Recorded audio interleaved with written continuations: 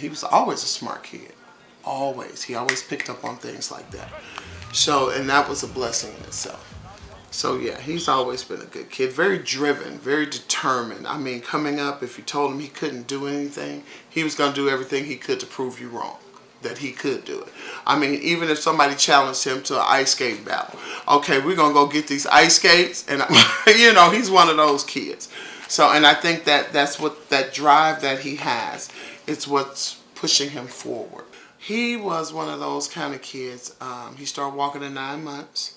I was in here cooking, and at the time, in the kitchen, I had an island right there. Didn't even know he could walk. I'm cooking and putting chicken, going from here to there, and he's in his little pumpkin seat, and he just gets up, walks, go get a piece of chicken, and goes to sit back down. I said, well, I'll be done.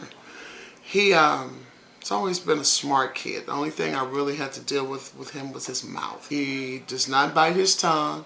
You know, he says what's on his mind.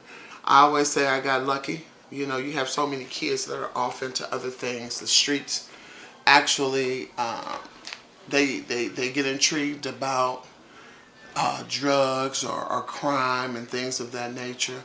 But I got lucky with him, you know. So I'm blessed. I'm thankful for that. But yeah, he was a good kid. They would just do random stuff. Really, I mean, I had to replace mini blinds, had to replace holes in the walls, just doing what boys do in a house full of men.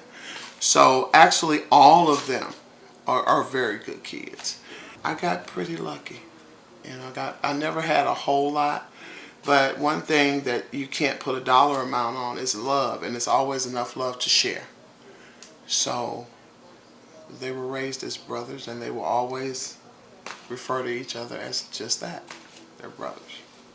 It's not just about being an athlete. You can be the best athlete in the world. It's about being a student athlete, and student always comes first. You don't hear the word athlete student. You hear student athlete. So along with that, you have to teach a child some kind of discipline. You know, there are rewards for extracurricular sports and things of that nature. If you can't make the grades in the classroom, how are you going to understand the plays? Football plays are very intricate. Basketball plays, you have to become a thinker. So if you can't think in the classroom, you can't think on the football field, basketball court, any of these things. So, and all of my boys know that goes hand in hand. You're not going to come in here and bring me some subpar grades and expect to be out there playing. No. He could be the next Michael Jordan. I don't care.